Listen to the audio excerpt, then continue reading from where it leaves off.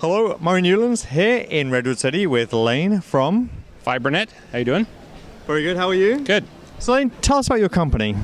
So FiberNet, we've been around actually for 20 years and got started actually. I grew up in the Bay Area here, and as a young kid, 10 years old, I was playing with computers, loved computers, and consequently was out there helping initially friends and neighbors set up and use their software and that kind of thing. I eventually got into working for various different companies around here, and I went to school, and while I was at school I started a consulting business and turned that into a hosting company eventually, and have been working on that hosting company essentially ever since then, helping businesses. Actually, we've been focused on businesses since the 90s, actually start up and create their operations. And how big is that company now?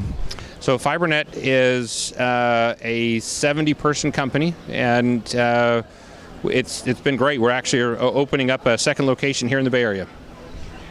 Now, why did you change your business from being a consultancy company to a hosting company? What was that moment, and why did you do that? And why would you recommend that kind of pivot to other people? Well, you know, as many of these things kind of happen, I had a friend who came to me and said, look, hey, we'd really like you to be a part of this thing. And I had always been on my own, doing my own thing. Yeah.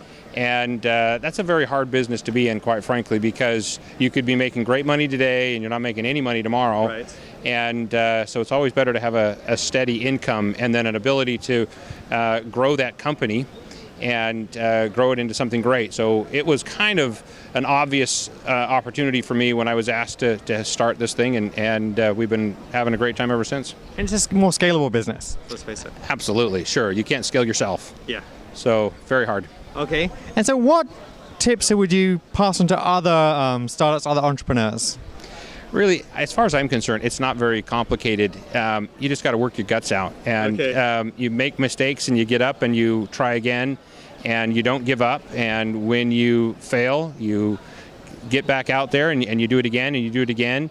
The other things I would say is be honest, be straight, deliver what you say, because as soon as you aren't doing what you say you're supposed to be doing, your reputation kind of gets destroyed and nobody's going to want to do business with you. So no matter what, work hard and do what you say. So, okay, you run a huge hosting company. I know you've got massive clients. Yes. What are you doing here at this little startup event?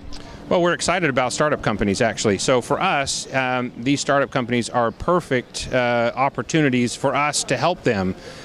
These startup companies are in a common situation where they're desperate to get things going, to make things work. And one of the problems that they have is their underlying technology takes a lot of time and energy to manage, and they really just don't have time to manage it. And we have an operation that will come in and manage that technology for them and save them a lot of time and money, particularly in their first year or two of the startup operation, so they get out in the market faster. If you're a startup and why shouldn't I just put my startup on Amazon, for example? Yeah, Amazon is a fabulous company. There's a number of them out there just like that. And it's not that their technology is not great, their technology is great. But the problem is with an Amazon, and particularly when you're a startup, nobody's there to manage it or help you with it. So you're consequently having to manage all of the technology at Amazon, and you're wasting somewhere between 40 and 60% of the engineering talent time managing the technology, and that's just a total waste. So what you really want to do is optimize and get somebody to help you, and obviously propel you a lot faster. So what are you offering startups in particular? So we have a startup package. So we have, depending on the startup, we'll engage with them. We have some free services that we'll give to startups. We like to encourage startups, so we have free startup hosting packages. We have a management engineering team that will take over the underlying technology operations for them if they want. We can also let them get to know us a little bit before we do that.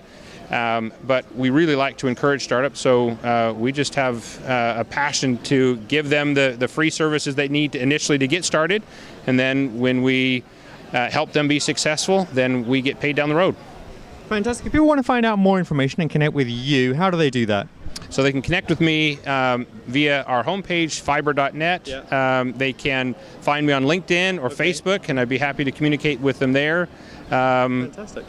You can find our phone numbers on our website, everything else. Lane, thank you very much. Have a great show. Murray, thank you. Murray Newlands in Redwood City with Your Story. I'll see you next time.